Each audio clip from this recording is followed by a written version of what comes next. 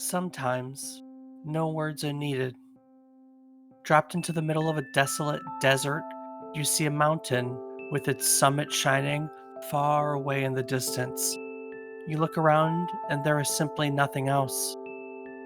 With no reason to go in any other direction, you decide to head towards the only recognizable landmark around. And so begins Journey, an award winning video game originally released for the PlayStation 3 on March 13th, 2012.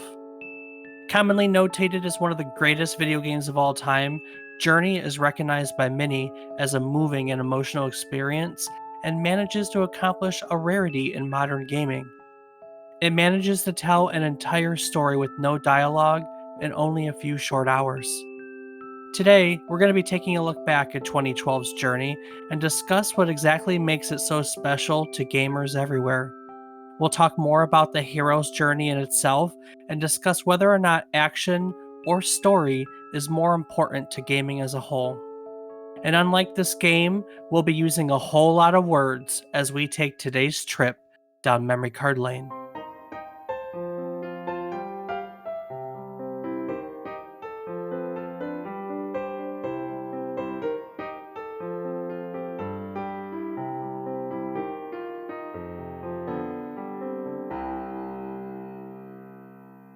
Good morning, good afternoon, and good evening. I hope these words find you well. Hello, and welcome to the 28th episode of our Video Game Nostalgia podcast, A Trip Down Memory Card Lane. Each week, we take a look back at one game during the current week in gaming history, and we talk about it. While doing so, we try to teach you something new about the game and the world around it. So, yes, maybe we are a bit of an educational podcast, but we like to disguise ourselves as a feel good nostalgia trip. As always, I'm joined by my co host, who I think is really good at saying a lot with a whole little. My brother. That was good. A little early. My brother and co host, Rob Casson. Rob, where have you journeyed today? Obviously, somewhere that has a beverage. Say the land of good eats and drinks. Oh my god. I'm leaving that in. That was good timing. Hell yeah, it was. You know, I normally edit your little belches out, but that one's staying in. That's there for posterity. That one was actually far from my mic too. Like I wasn't intending on that being picked up by the mic. I was like totally away from my mic when I did that. Oh my god.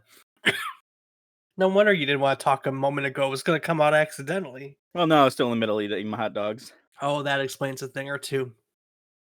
So that's the question. Where have you journeyed today? To work and back. Hey, that's okay. Same with me. I went to work and back too.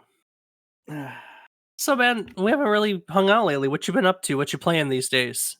Just a whole lot of Tarkov and a little bit of RuneScape mixed in here and there. Have they done anything new with Tarkov lately? I mean, there's always small patches and changing of like the economy and stuff, but like nothing game-breakingly different that I'm aware of. I don't read the patch notes as religiously as some do. Did you see that No Man's Sky has a companions update? I had not. You can tame animals now and keep them as companions. So now you can have pets. I haven't had a chance to try it yet. It sounds pretty cool though. I finally got around to playing Raft. Yeah, what do you think? It has a really steep curve in the early game that I'm not in love with, but it's starting to level out in the middle, and I'm getting okay with it. I don't know.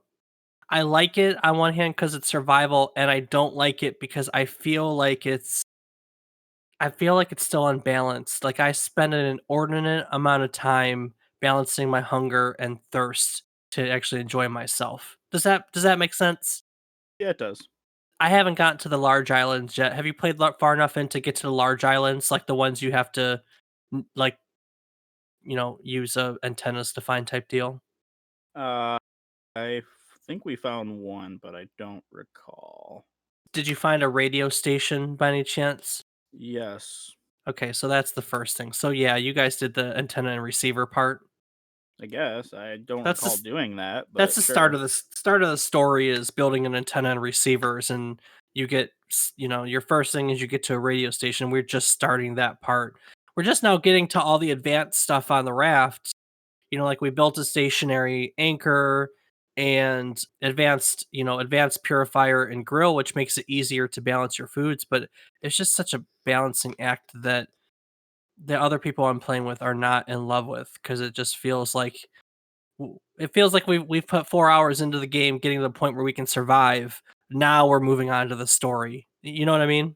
Oh, absolutely. Well, Dave, you know where you don't have to worry about that kind of grind? In the game we're talking about today, Right you are. So why don't you tell the people about it? you can do that. So today we're going to look at Journey. Journey is a indie adventure game originally released for the PlayStation 3 on March 13th, 2012. So about 9 years ago. 3 years later, in 2015, it was ported to the PS4 with some improved visuals, and then it was brought to both Windows PCs and iOS in the summer of 2019. Like so many other games we talk about, though, getting to this point was not smooth sailing. Journey was the last of a 3-game contract that the developer, one word, that game company, had signed with Sony Computer Entertainment. Their first 2 games being Flow and Flower. Before I move on, have you had any experience with Flow or Flower, Rob? Didn't I've never even heard of them. Okay, gotcha. When I originally got this game, Journey, it was a collector's edition, and that collector's edition it had all 3 titles in it. I wasn't sure how you had stumbled across it. Yeah, so it was the last of 3 games. The first was Flow and the second was Flower, which were moderately successful. So when development on Journey began, Sony had expected to take a year, and the development team kind of agreed to this timeline. However, they knew right from the get-go that it was unrealistic and that they would need an extension. The producer of Journey, she's done GDC, Game Development Conference talks, Robin Hunicke, and she would later go on record as saying, the fact of the matter is that we signed an unrealistic schedule, believing in our hearts of hearts that it would probably be extended later, and we paid for that stress in the entire project. The stress kind of hung over them like a dark cloud, and it added to other issues. For one, during development, the team went from 7 to 18 people, which isn't a huge jump, but when you're used to working with 5 to 7 people, doubling the size of your team, you have to do things that you're not used to. You have to communicate differently and you have to plan accordingly and just work with this stuff. Right. And they weren't used to doing this. Also, as they brought in all these new people had all these new ideas that they brought to the team, and they really didn't have anything in place to to deal with this. Heineke would later mention that we had eyes that were much bigger than our stomachs. While we were iterating or creating different versions, as it's called, there were many ideas that we chucked. They just didn't seem right. Being attached to those features and ideas, but being unwilling to expand the team or process the ideas in ways that made them feasible in a realistic period was very costly to them, to us or them as a team. So basically, what was happening is these changes were happening and the stress of not meeting expectations was hovering over them, which led everyone to feel like there was no time, no money to complete everything that the team wished for, which added to the stress and caused arguments about the design of the game. And so it's funny and ironic. The theory of Journey, it's based, and we're going to learn more about it. It's based on a literary theory that's literally circular, and the development team was stuck in their own, vicious cycle, the same concept, just in the negative sense, that they couldn't get around.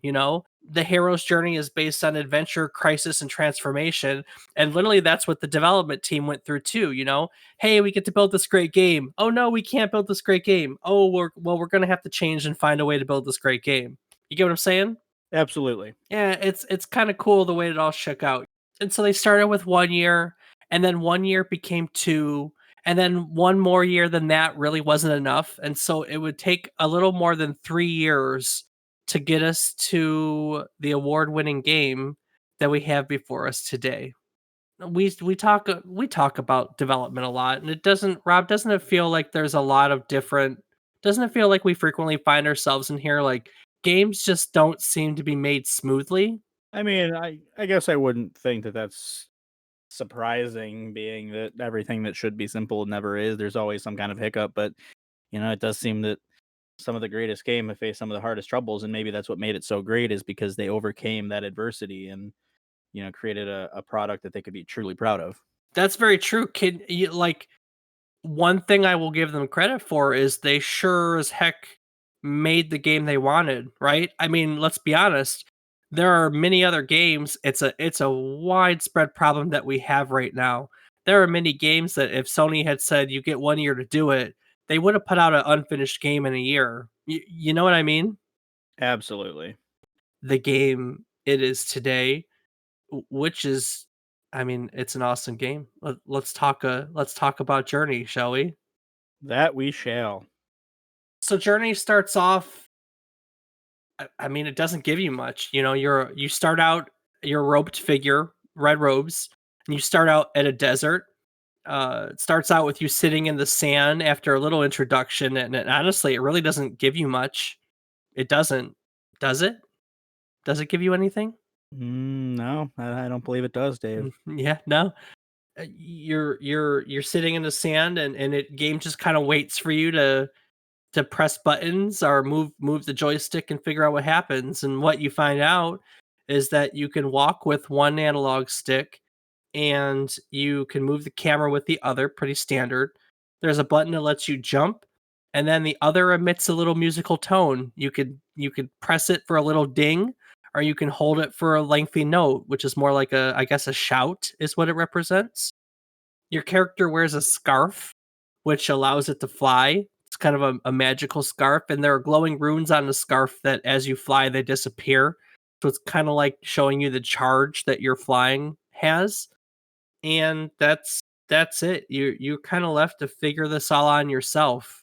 Figure this all out by yourself, I should say. Am I missing anything? I mean, there are some prompts that tell you what to do at certain points, like, "Hey, you obviously don't know what you're doing. Press this button here." A picture of the controller comes on. Picture of the controller with the button lit up comes on realistically, isn't that what it is? Sure. But there's no words. No, there's not a single word. Not a There's single word. no there Nope. yeah, there's no words, there's no The only instruction. words that are said are "Thank you for playing Journey," and then the credits. Yeah. Yeah. As you progress through the desert, and other areas later on, your scarf gets kind of recharged by being near matching which are basically matching pieces of red cloth more akin to what your scarf is. If you sing near them, they come to you. Or if you sing near other pieces of cloth, they'll do things like open a door, they'll create a bridge, they'll unlock. There's parts where other scraps of cloth are locked away, and they'll open them up so you can use them to fly. And this is basically how you get places. You find these little scraps of cloth, and you use them to make bridges or do other stuff like that. And also along the way, you'll come across these really cute, like they look like flying carpets to me, flying creatures of cloth. And then there's stone creatures that are hostile to you. When they capture you, they rip parts of your scarf off. And that's really the entirety of Journey. And I know I don't make it sound that interesting, but it is really an awesome game. It's an absolutely awesome game. Anything I missed in the midst there? Hmm. You wanna talk it up more? I don't think you missed a whole lot. You explained the game pretty well. There's really not a whole lot to it. Well, let's talk about what's probably the most fascinating part. As you're going on this journey, you come across other robed figures that look identical to you. And at first, a lot of people assume that these are AI controlled creatures. They're in the landscape, they're moving around, they're emitting chimes, but they are in fact other players on their own identical journeys. And that's what makes Journey really unique and special to a lot of people. Journey is designed in stages, and each stage you may stumble across another player gamer that's temporarily connected to your game. And there are no other controls than the ones we've already talked about. So the only ways to communicate really are well to jump or sing. That's it. You want someone to come over there, you go over here and you go ding ding ding. You want someone to go over there, ding ding ding. I mean, that's really it. There's no verbal communicate there's no traditional communication like we have in most games with chat, voice chat or text chat or anything like that. All you can really do is signal and communicate with another player. And the way that you can interact with other players is when you can sing near one another, you activate the cloth on your scarf so you can technically help one another to where to go. Or like I said, you can move over to another area and ding ding ding to get them to go over there, but you can't really do anything else with them. I mean, you can literally ignore other players. They can't hinder you. They aren't necessary for completing any level. But I don't know. I've never really had anyone ignore me personally. It is possible. I've never gotten to experience this, but it is possible to have the same partner through almost the whole game. If two players finish the same section at the same time, they'll remain together into the next stage. Otherwise, if they don't finish at the same time, you're connected to a new player each time you move into a new stage. And as you move through, the way you identify as each player is the little musical, it's like a symbol that they emit when they do their musical note and on their robes, and every person in your game technically has its own unique symbol. But yeah, I think that's about everything, isn't it? Yeah, that it is. Did you have a chance to play Journey, Rob? That I did, Dave. I got a chance to play it, first time ever experiencing it. I did play it on computer, so the controls are a little different, but the premise is exactly the same. Did you have so multiplayer? Let's talk about it from the multiplayer aspect. Did you journey with other people? You know, I came across one other rubbed figure, and I assumed that it was an AI because they didn't really interact with me. They just kind of followed and like flew around, didn't really do a whole lot. So I just figured it was just another an AI character, just like the Kloss, and it was kind of like, oh, cool, another rogue person. That's interesting. And then I just continued on with my journey, and I didn't run across a single other one. And that was like the second, no, that was the sand. So like this, yeah, like the first level still, Mhm. the first act, Yeah. and I didn't run across anyone else in the remaining acts. When did you realize or find out that it was another person? Just now, when you told me that there were multiplayers. No way. 100%. I had no idea until you had said that. I thought it was AI. Did you watch the credits? Did you finish your journey? I did finish the journey, although I admittedly didn't watch the credits. Okay, so you missed something very special about this game. Oh, The credit sequence has a falling star, right? Did you get to that yep. point? All right. So the falling star covers its path back through all the ways that you had gone, and it ends up in the beginning with the option to let you start the journey again. It's a circular journey. And the very last page in the credits, it goes, "Thank you for sharing this wonderful journey with with the other journeyers." And it shows you the names of everyone else that was in the game with you throughout your journey, Oh, which is really cool because this time I journey with no less than 8 people, and each person has their own unique that symbol that they have. It has their mhm. own unique symbol, and it puts their screen name next to it, and so you can see the screen names of every other journeyer that you got to experience through your entire game. It's the last page of the credits. Well, damn. Wish I had stayed around and watched that now. Yeah, it's neat because for a lot of people, that's the truth. When you don't know what you're going into, and I'm gonna assume most people listening to this are already going to know.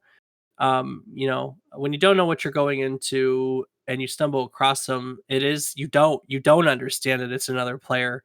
But there's no AI built into this game whatsoever. Every other road figure that you come across while playing this game is another actual person.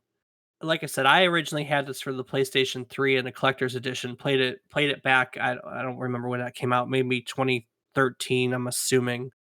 I bought it again on the PS4. I don't know why I bought it on the PlayStation Network. I was, trying to find it on in my PlayStation account and realized I didn't have it on the PS4, and it was on sale for $5 on the PlayStation Network. So I just bought it again. And so I played it on the PlayStation, and I kind of was worried because I assumed that for as old as this game is that I was going to miss that aspect this time around. You know, that there really wasn't a player base for this game. So I was pleasantly surprised, like I said, to find that I had found 8, no less than 8 other people, you know, throughout my journey. Actually, I didn't even know there was 8. I really thought I only saw like 2 or 3, but maybe I was the person that was just ignoring people as I went through the game the game. You know, it makes me wonder if there were more than just the one I ran into. Yeah. I played this, like I said, I played this back then, and I remember from the multiplayer aspect, the first time I played this, I didn't really understand what was going on, and that time I other people showed me what to do the first time through. Like I needed them to help me with puzzles and to say, "Hey, jump up here," or you know, "Here's a mosaic," because you find mosaics through it. Like I needed people to help me through the game, and that wasn't the case this time. This time it was. I guess this last time I was not the lead. I was the follower, and this time I was the leader. If that makes sense for how I went about the game. It does. I didn't need help this time. So let's talk about journey setting, right? Journey, as we mentioned before, is a wordless story told through gameplay and visual cutscenes. So there are no words or dialogue or heck, there's not even really any sound effects. Are there? I mean, really, the only thing you have are the visuals and the music. I mean, there's obviously the noise of the music note dinging, and then some of the other, like you hear fluttering of the other rags, or like when certain things move, the stone creatures. That's true. The stone creatures have sounds. Hey, speaking of the music, I didn't really know where to add this, but I'm gonna speak to it now. Did you know the music in this is dynamic and programmed and like it's programmed? It's not like a basic soundtrack. It's designed in such a way that as you do certain things, it transitions cues in the music to change the music based on what you're doing, and so the music ebbs and swells and changes with how you play the game, actually. Hmm, Isn't that fascinating? it is. Because frankly, I love the music. Like, the Journey to me is an absolute Zen game. I forgot how much of a Zen game it is. It was such a you ever have trouble sleeping and you put on one of those, like, sleep help, like, soundtracks that's kind of new wave type music type deal? No. You've never done that before? Nope. Okay, well, this what Journey feels to me. Journey totally feels like it was totally a cool 2 hours of chilling and just getting lost in this world and zoning out to everything else. It was super nice. Back to setting. Well, let's go back to the beginning, shall we? We talked about the beginning. So you start on a small sand dune in a vast desert, and your character's sitting. You know, there's no other direction, nothing else around you except for a dune in the distance.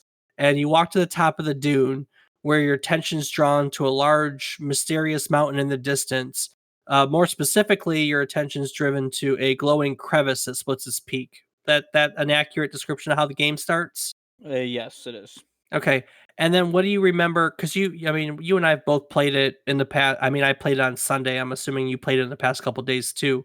What do you remember from there? Like mountain, glowing crevice, peak. Like what's next? I remember seeing some kind of thing sticking out of the sand dune, and figuring that's where I had to go because everything else was just desert. Yeah, exactly. Yeah, so almost immediately in front of you in the direction of the desert are the remnants of a civilization that's pretty much gone. It's mostly buried in the sand, and these remnants are like little statues and markers that are mostly buried. But realistically, they're the only landmarks anywhere, and so it's the only reason for you to move in any direction, unless you want to just move into the desert. I never even tried that personally, and that's the way the game is designed. It gives you there's not much, but it gives you no reason to go other than the direction it wants you to, frankly, and just keeps moving you towards the mountain. And this is really nice because one of the design ideas that's really shown here even in the beginning is that the game designers intended to make the players feel really small and give you a sense of awe about the surroundings. I mean, honestly, Rob, you're put in the middle of the desert. What are you thinking at that moment? Why am I here? What do I do? Yeah. Well, and it's different, because these developers wanted to create a game that moves beyond the typical defeat, kill, win mentality, right? One of their initial prototypes that they had nicknamed Dragon, it basically involved gameplay that involved the it was a co-op gameplay where one player would have to draw away large monsters like the stone monsters from the other players. They had to scrap the idea because they found that it was really relatively too easy for players to ignore one another and do whatever they wanted to do. And their gameplay was largely based on this concept of co op, and not everyone wants to play that way. Right. Absolutely. The desert setting, why we start in the desert. So the desert setting is largely based on the Middle East. It takes influence from Arabic culture, art, and architecture. And what had happened was I love when I was in management and an employee used to start a story with what had happened was, those are on the top of my list of stories. I love what had happened was stories, just to be clear. What had happened was when designing this game, director Matt Chen and art director Matt Nava, they didn't want the game setting to be too Eastern or too Western. And so they felt that an appropriate middle ground was, well, what else but the Middle East? It's kind of cliche, isn't it? What's not East? What's not West? The middle. My God. Okay. I mean, come on, man. I don't know. And then the game director Matt Chen grew up in China. So in these areas, and I think more so later on, you see a lot of other culture influences such as Chinese and Tibetan origins. Like the latter part of the game, you're in snow, and a lot of that's the mountains of Tibet type deal. And then we already talked about the fact that the game doesn't give you anything. They wanted to develop a game that used minimalism to make the game feel more intuitive to the player so they could explore and feel a sense of wonder without direct instructions. And so, all of these aside, in order to design a story, they wanted to design a story that represented the stages of life. And they also took influence from Joseph Campbell's monomyth theory of narrative. Now, you might be asking yourself right now, Dave, what the hell is Joseph Campbell's monomyth theory of narrative? Repeat that after me, Rob. What the hell is Joseph Campbell's monomyth theory of narrative? That's a good question, Rob, which is going to bring us to today's lesson. Aren't you excited? To learn about what's colloquially known as the hero's journey? I sure am. Man, I don't get to geek out very much. I mean, I guess I geek out all the time. But for those of you that don't know, I have both a history degree and a lit degree. And while I get to talk about history all the time, I don't get to delve into the literature side of my academic career very often. But here we are today, and we get to talk about, I mean, what is one of the most it's standard fare for lit majors, screenwriters, et cetera, et cetera, et cetera. I mean, the hero's journey is like the quintessential narrative theory for much of writing, and you'll see it in a lot. And so, what Rob? Before I even go into this, can you ever remember having to learn about the hero's journey? Um, I've definitely learned something similar. Well, no, I mean, I have to know what the hero's journey is. Yes, I know what the hero's journey is. I've learned about the hero's journey. Well, there's modernized versions of it. I think Vogel made the most modern one, but the OG of the hero's journey is Joseph Campbell, and that's what we're going to talk about today. So the hero's journey is a very common template for story writing that involves a hero who goes on an adventure, is victorious in a decisive crisis, and then comes home changed or transformed. That's the core of the hero's journey. It was popularized by Joseph Campbell, who was an American lit professor that worked in comparative mythology and comparative religion. And in 1949, he wrote a book called The Hero with a Thousand Faces, which, like I said, is pretty much standard reading for anyone studying lit or writing. It's all up there. In the hero's journey, there are 17 stages to it, divided up between what are essentially three acts. and you can Google the hero's journey. I'll put a link up on our website, and you come up with a million images that basically show what the hero's journey is. The monomyth is basically a circular, a circular journey. The one thing to know as we go through this is you'll hear bits and pieces from a lot, but not every narrative has to go through all 17 stages. But in some way, shape, or form, most narrative journeys will go through. I mean, this is just you'll hear it. This is very common. So the first act to the hero's journey is called departure. And within the first act, the very first stage to it is called the call to adventure. In the call to adventure, the hero begins in a situation of normality from which some information is received that acts as a call to head off into the unknown. Can we think of Star Wars? Star Wars, Luke Skywalker starts off as a moisture farmer, and he comes across R2D2 with the message, right? And he goes off. That's your call. That's your information, and he heads off into the unknown to find out who Obi-Wan Kenobi is. Because in the Star Wars message, it's "Help me, Obi-Wan Kenobi. You're my only hope." Right? Did I get that right? I got that right. Am I talking Greek to you, Rob? You're talking Star Wars, Dave. You know that's not Greek to me. Okay, well, but we're on the same page. That's the call to adventure. I can go more modern. Harry Potter. Harry Potter is living under the stairs at what is it, 4 Privet Drive or whatever it is, and an owl delivers a letter that says you've been accepted to Hogwarts. The call to adventure. How about that one? Yeah, yeah, I get that one too. How about a video game one? I keep thinking about Zelda. You know, it's so Zelda is kind of tough though because he gets thrown in like Breath of the Wild. You get thrown right into the mess. I just got done playing The Last of Us. You're The Last of Us is you get stumbled across a smuggling job. That's your call to adventure in the beginning of The Last of Us. Like I said, the narrative journey is everywhere, and it's fun kind of picking out where it is. The second stage is the refusal of the call. So once the call to adventure is given, your future hero first refuses to heed it.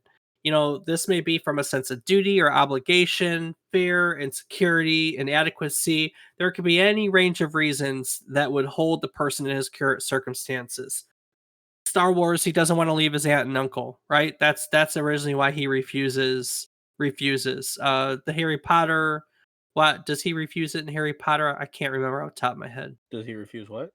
The call in Harry Potter. What do you think? I do not think he ever refuses the Yeah, call, I no. don't think he does either. He always stands in the face of adversity. Or the faceless. That's just noseless. He knew where to stick his nose in because someone else couldn't. Ha ha ha.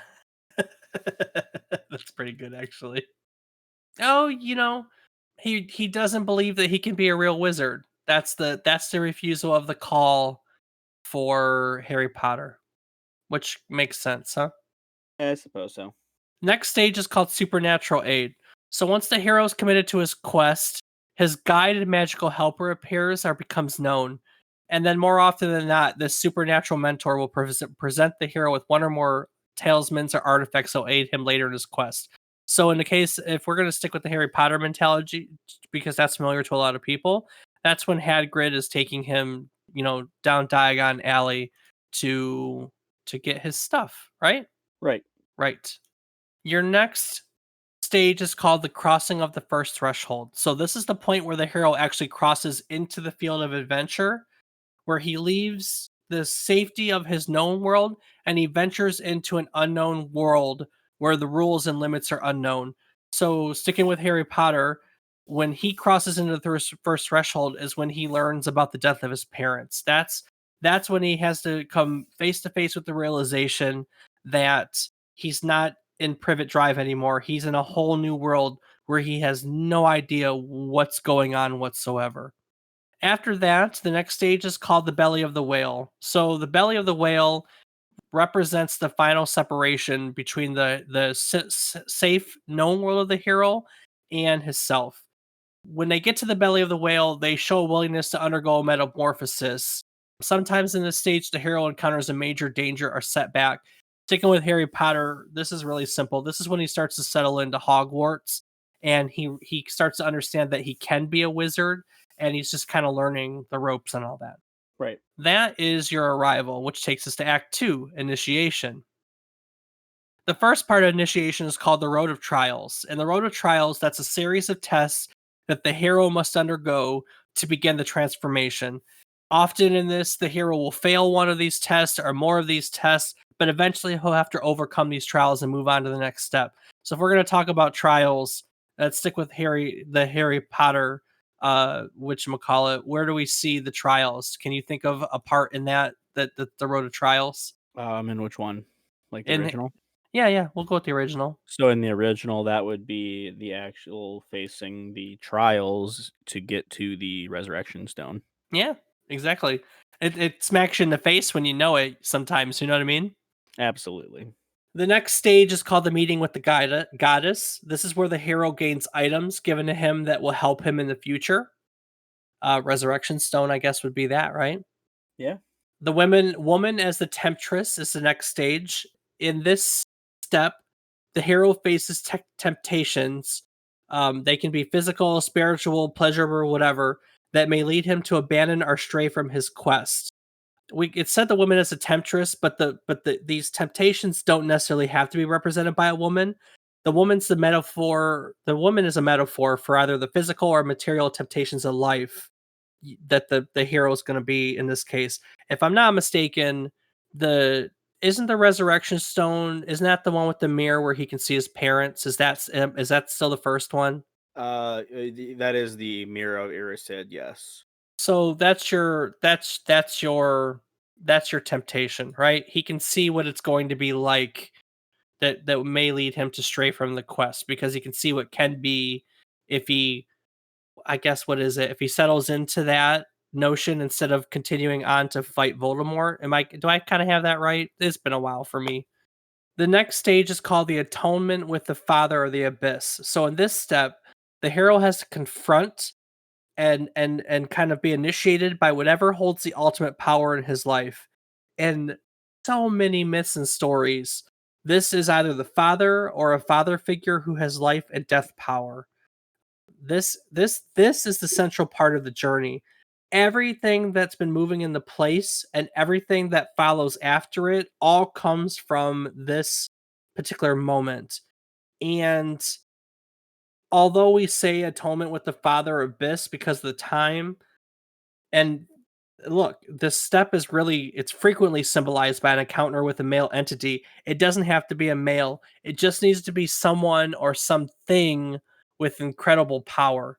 So at this point, that would be Voldemort, as a witch-a-calling. After the father comes the apotheosis, and this is the point of realization in which a greater understanding is achieved. You have new knowledge, new perception. Now you're resolved. You're ready for the more difficult part of the adventure, which brings us to the ultimate boon. The ultimate boon is the achievement of the goal of the quest. It's what the hero went on the journey to get. Everything else is served to purify the hero for this step. This is the type in which like the hero finds the elixir of life, or the hero finds the fountain of youth, or the hero finds the holy grail. Like this is I've gone on my journey, I've defeated the enemy, I finally get the thing that I have been seeking for the entire time, you know? Right. I'm trying to think about Harry Potter, uh, uh, the love of his parents. So he doesn't actually see his parents in the mirror, and well, he sees them the first time he sees the mirror prior to entering into the chamber where it's kept. When he's down there, what he sees is the stone being pulled out of his pocket Oh, because yeah. Dumbledore had put a hex on the mirror, or not a hex, he put a spell on the mirror that the stone would be given to only someone who wanted to find the stone without wanting to use it. So because Gotcha. Harry wanted to find the stone to not allow it to fall into the hands of this evil person, he was the pure heartedness is what allowed the stone to magically appear into his pocket. So the apotheosis in this case is that he was now the keeper of the stone and he could protect it and not allow it to fall into Professor Quirrell's hands because at this point he doesn't know anything more than Professor Quirrell. Well, I mean, actually, he does, but I don't think he truly understands Voldemort at this point. True. Well, and then we're at the ultimate boon, which is what the hero gets. And the stone on one hand's the boon, but I also think that like in terms of like rather than literal like the elixir of life or plant or whatever, I think that part of it is so Harry finds out that what made him safe, what protects him more than anything, is the love of his parents. That's the one thing he never had before because the Dursleys never gave it to him, you know? And so I think personally, I think I would put the ultimate boon in as not just the resurrection stone, but also finding out that he has parents who love him. And now, that's his I think that's his moment of enlightenment more so than finding the stone. That's my take on it at least. So No, I think that you're onto it. You know, it's the uh, the whole thing about it is the defeat of Voldemort and the protection of the Sorcerer's Stone. Also, the House Cup victory because or Gryffindor for sheer dumb luck and bravery gets their extra points that they always get every year. I always wanted to have these conversations about video games. Like I think it'd be so cool to analyze video games using these literature, but they're all basically lit criticism theories. So that brings us so we're at the ultimate boon, and that brings us to the third act, which is called the return act, right? The Right. first stage of the return act is called refusal of the return. And refusal of the return, after having found bliss of enlightenment in the other world, the hero finds that he may not want to return to the ordinary world to bestow the boon upon his mellow man, his fellow man. The next stage is called the magic flight. And so sometimes the hero must escape with the boon if it's something that the gods have been guarding, or a dangerous creature, right? So they found their enlightenment, they found their boon, they find that they need to come back, but the path back isn't safe, it's dangerous, right? Right. After that, you have what's called the rescue from without. Just as they needed guards, guides, mentors, assistants to set out on the quest, sometimes they also need to have guides and rescuers bring them back to everyday life, especially if the person's been wounded or weakened by the experience. And Harry Potter, he gets injured in the battle with Quirrell, doesn't he? And doesn't he wake up in the hospital afterwards? Yes. And so that's your rescue from when out. He needed someone else to rescue him from there and bring him back to the infirmary. I believe it's the infirmary, Yeah. because he was wounded by the experience. The next stage is called the crossing of the return threshold. In order to complete the adventure, the hero kind of has to survive the impact of the world. He has to return with all the wisdom gained on the quest. He has to learn how to bring that wisdom into his everyday human life. And then he also really has to figure out how to share that wisdom with the rest of the world. Which brings us to the next step, which is called the master of the two worlds. And this is that balance between integrating wisdom into life and sharing the wisdom with life, For a human hero that has to deal with spiritual things, or let's go Harry Potter, he has to learn how to balance being a muggle and being a wizard because he still lives in both worlds, right? So he has to learn, and most of the wizards do, they have to learn how to become comfortable and competent between the muggle world and the wizard world, and that's pretty much what the master of two worlds is. It's taking all the knowledge from the journey and learning how to dance the line between those two worlds. Which brings us to the very last stage in the hero's journey called the freedom to live, which all this mastery and learning and wisdom, it leads to the hero learning to live free from fear of death, which is also known as the freedom to live. This we commonly call this living in the moment. Neither anticipating the future nor regretting the past. So hero's gone on a journey. He comes back. He's reconciled everything he learned and did on the journey, and he's ready to just move on with his life. And that, my friends, is the hero's journey. And I would think that you could see these bits and pieces in movies, books, video games, absolutely everywhere, right? Right. Any steps in there that are interesting to you? That's such a loaded question. I know. I like to ask them every once in a while.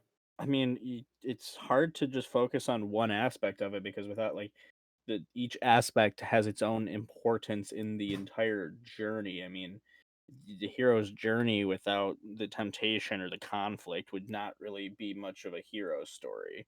True. And them just dying and not like that, the no resurrection, so to speak, it would be, if they actually like the hero just died, it's like, oh, okay, cool.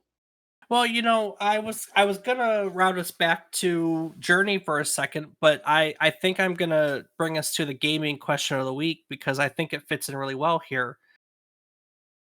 What which is more important or which comes first, the action or the story? What's more important, action or story?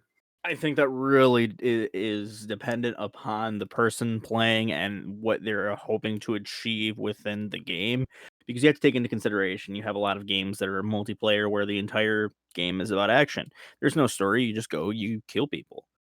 Now, if you're playing a game as like a single player or a single player with multiplayer aspects, such as this case, I definitely think that the story is the most important part because if there's no story that really, I mean, based on story, so to speak, you based on just visualizations or the novelization, however, whatever you want to call it. If it doesn't have that story to draw the player in, there's really no hook. There's nothing pulling them in and saying, "Hey, continue to play so you can find out what happens." It's more of just, you know, there. I mean, but then you have No, games like hack and slashes that are no, they don't necessarily have a story. You just hack and slash, and that's the game. it's a tough question, honestly. I've been thinking a lot about it. I wanted to make a distinguish between types of games, right? Because you talked about multiplayer and games like that. And I was thinking about the concept of esports. We don't play games that have stories that are esports. Esport games are all action. Your Rocket Leagues and your War Zones and your Overwatches of the world. Like all those games are pure action and no story. And then you have games on the very end, right? That are complete stories. So games that don't give you much. Like I was thinking about, are you familiar with the game Thomas Was Alone at all? Negative. So Thomas Was Alone is an indie PC game, and literally you are a square that does puzzles with other squares, but it tells a very unique story about like isolation and all this, but it doesn't do it with much. Like there's not much of the gameplay. You're a square that can move, and I don't want to give more away from it beyond that, but it's a game that has no action. It's straight up story. And so realistically, I think both kind of fit it. I don't know if I would put one over the other because there are times in which I don't want story. I don't want to have to invest in anything, and that's when I sit down and I play Rocket League because I can just pick it up, have fun with it for, a 5-minute match and put it down and go back on my way. And there are other times in which I want to sit down and invest in something, and a game like Journey that we're talking here is perfect for it. I got to sit down for 2 hours, get lost in a really beautiful game with beautiful visuals, beautiful music, and be done with it. This was not an action game in any way, shape, or form. It doesn't have a lot to that. It is mostly a story, and I just think that it's going to depend on what you're in the mood for to answer the question. You know, Absolutely. that's it. And do you have a preference though? Do you think you prefer one style over the other? I mean, again, it all comes down to the mood. I mean, I often play multiplayer games, but I'll tell you that there's often times where I don't feel like playing with anyone, and those are the times when those single player games are the best. I mean, point in case, trying to get through, or not trying to get through, but uh, playing through the Star Wars Fallen Jedi, Fallen Mhm. Order, Yep. whatever it's called. Jedi Fallen Order. Yeah, playing through the Star Wars Jedi Fallen Order, that's one that it draws me in and wants I want to continue playing, and that's it's only a single player game. There's no multiplayer aspect to it, and because the story is the way that it is, it draws me in and wants me to continue playing it.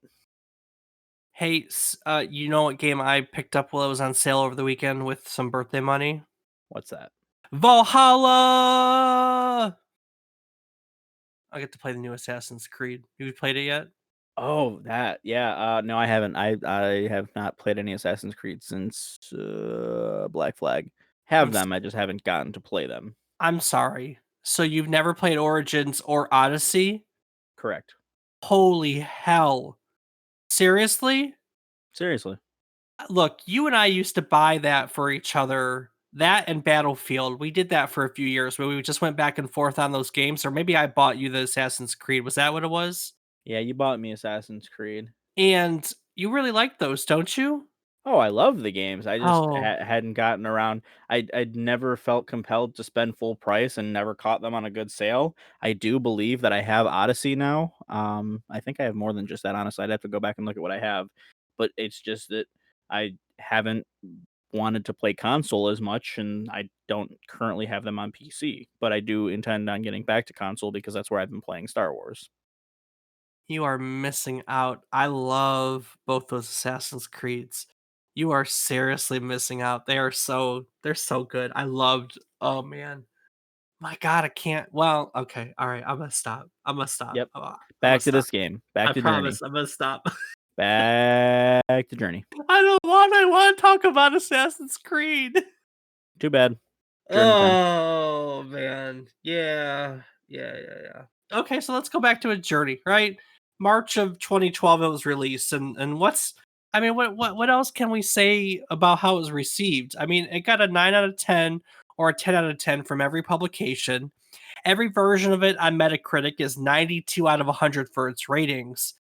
And I normally we pull our reviews and we pull critic reviews and we pull gamer reviews, but in all honesty, it's like the same thing over and over and over. And so what I decided to do this week, and look, we're already probably running longer anyways because I've been ranting about things that I love all day. Is I found a small sampling of some of the gamer reviews on the Steam version that you picked up, and I thought that we could cover them because pretty much every review you're going to find everywhere is going to resemble these, right? So this first one from Enkin G on Steam. Rob, why don't you take this first one and share with our listeners how people feel about Journey? Sure thing, Dave. So MKG on Steam writes, "It is one of the most memorable gaming experiences I have ever had. The unspoken bond you create with your companion is really unique, especially when you're communicating with nothing more than chirps. I have never felt so deeply attached with another player as I did in this game. Definitely worth the price." I agree. Definitely worth the price. Take the next one. Keep on going. I like listening to you. Sure thing, Dave. So Negative KD on Steam writes, "The first time I played Journey was on the PS3 when it was first released. I enjoyed it so much it easily became one of my top 5 video games of all time.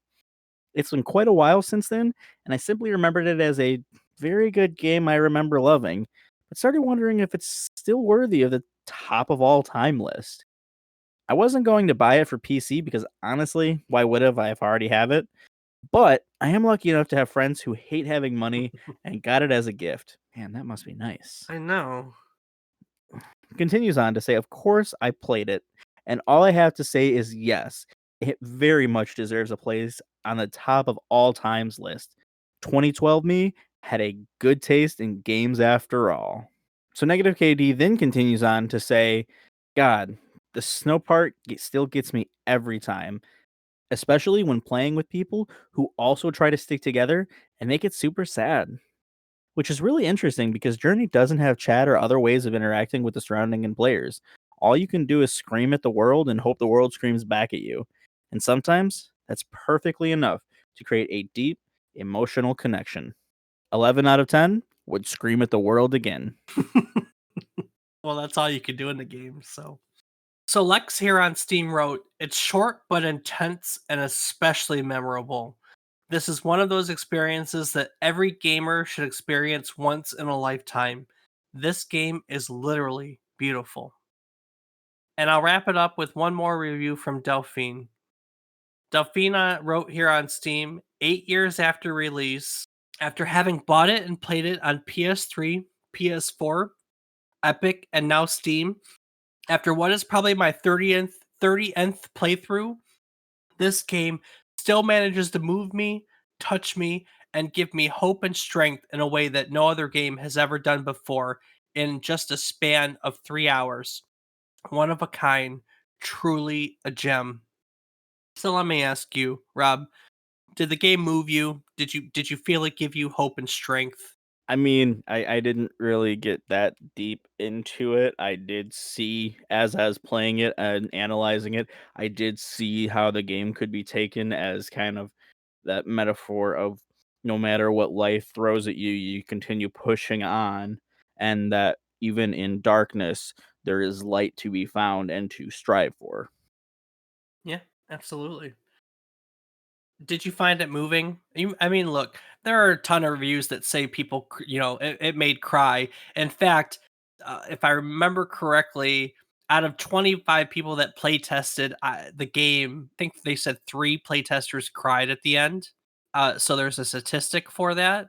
I'm not going to pretend that I cried at the end, but did you find it moving? Did it look, the musical score is really good, and at the very least, you and I have played music for most of our lives, and I think I can speak for both of us in that I say music is moving. Did you feel like it all came together nicely in that respect? Oh, absolutely. The music in this game was top notch, and you said it perfectly. I didn't realize that it was adaptive based on the scenario, but I guess it does have to make sense in that or respect because depending on how long you take, the score cannot be the same length, and they're not going to keep repeating the same things because it always moved forward. It always moved towards the next step. It was never just stagnant, and it created a beautiful ambiance. You just based on what you were seeing and experiencing and hearing the music fit so perfectly. It just it all you're absolutely right. It tied it all nicely together in a neat little package. It was incredible. There's no denying it. It Yeah, was a phenomenal experience. yeah. I'm not gonna say that. I'm not gonna say that like I it's a package. It all had to come together, and that's kind of it. It all had to come together. For me, I do feel it's beautiful. I think that this is a work of art. I think it is a moving, emotional experience, and for me, it's the music that plays a lot into that, more so than anything else. I think it ebbs and it flows, and it gives and it takes at all the right times, and it just packs a punch. I got goosebumps. Not gonna say I cried, but I get goosebumps. Um, do you know what's really fascinating about Goosebumps? As a side note, It's a long-standing book series. it is very much a long-standing book series. I hadn't thought about the book series Goosebumps in a very long time. Thank you. I'm gonna have to go read a Goosebumps book. Or go watch the No, movies with Jack Black. it is a vestigial response that never went away. So you know how like animals, when there's something around them, they get the hair on their back raises. Yeah. Basically, humans, Neanderthals had the same response, and we don't need it anymore. But the response still exists in humans, and that's how it manifests itself is through goosebumps. I mean, I wouldn't say that we don't need it anymore, but it is generally not as life altering when they're experienced. But there are True. definitely situations in which they are absolutely warranted to happen because you are in this sense of some great danger. Yep.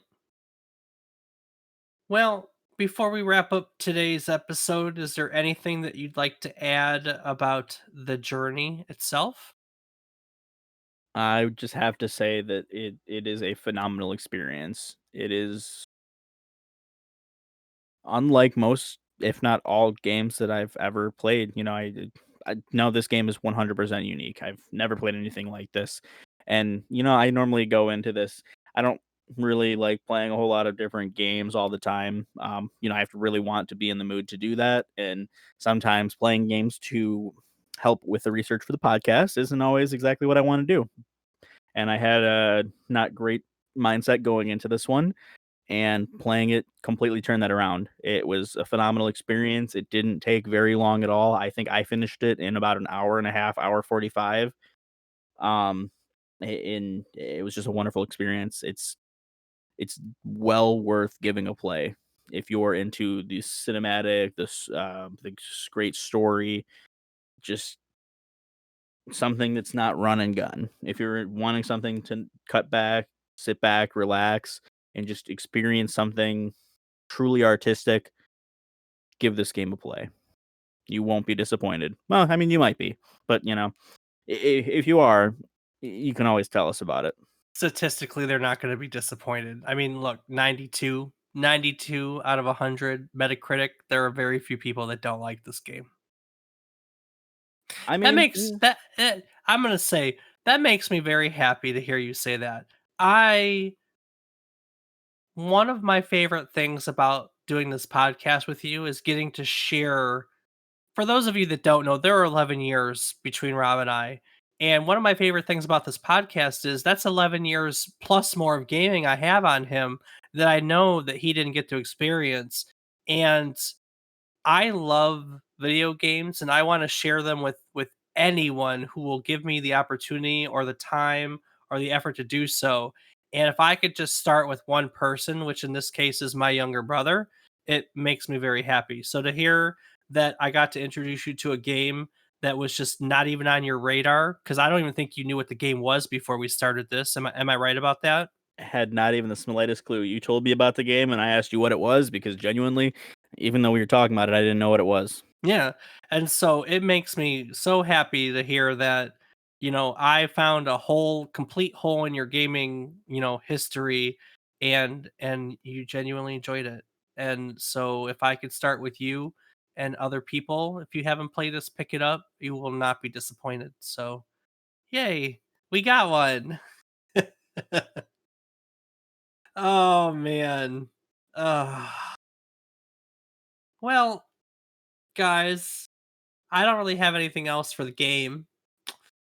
I said earlier that I would put the uh, hero's journey up on the website. For those of you that would like to know, that website is www.memorycardlane.com.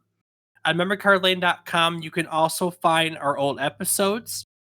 I put notes for all my resources, all the research I do. Everything is up on everything is up on the website, so you have that as well. You can also find biographies about Rob and I. You can find a link to our Discord if you'd like to join us and talk about things. What else am I missing, Rob? Um, Calendar, right? Yep, calendar to see what we're going to be talking about. See what we're going to be talking about. See what our gaming questions of the weeks are. You can submit on the website your own gaming questions for us to talk about or your own stories. If you'd like us to share your reviews or stories of some of the games we're talking about, and you can also find a link to our Patreon. If you like what you hear and you want to support the podcast for only $2 a month, you can do so. You can either go to our website and there's a support link to Patreon, or you can go to patreon.com/slash trip down memory card lane. And lastly, you can also find links to our social media. I am on Twitter at David underscore is underscore wrong, where I post happy birthday wishes to video games, Rocket League stuff, and other fun anecdotes. That about sums my social media. Rob, why don't you tell them peoples what you're doing on social media these days? I can be found streaming games on twitch.tv/FATBOIRIPZ. That you can. And I think that will about sum it up for today. Rob, as usual, what would you like to add? Just got to say thank you to everyone who listens. I hope that, we can either talk about a game that you love or introduce you to one that you didn't. We do it every week, and whether or not you're listening, we still are going to be here. Hopefully, you're enjoying it. But if not, use that information Dave just told you. Let us know what you're thinking. We'd love to hear from you. Right on. If you haven't before, hit that subscribe button. We could always use more, more subscribers. And feel free to give us a rating. I am very open to improving this podcast for anyone that listens. Or if there's something you do like, please feel free to tell us. Share with your friends, guys. We're not going anywhere. We can only go up from there. So that'll do it for Journey. And if Journey is all about climbing to the top of the mountain, next week we are going down. One could say that we're descending, in fact. So in March of 1995, Interplay released Descent for the PC. In doing so, they released the first person shooter that featured entirely true 3D graphics. And Descent also helped popularize games that feature 6 degrees of freedom. Rob, do you want to know just how much freedom that actually is? Uh, it's a lot, Dave. Yeah, it's a lot. It's a whole lot. So we're gonna look back at Descent. It's on Steam. It's an old MS DOS game. We're gonna have some fun playing it and talking about what it gave to the video game industry. So if you'd like to learn more about that little gem from 1995, join us again next week for a motion sickness inducing trip down memory card lane to the thing. Ba-dum, ba ba ba da ba ba Nice.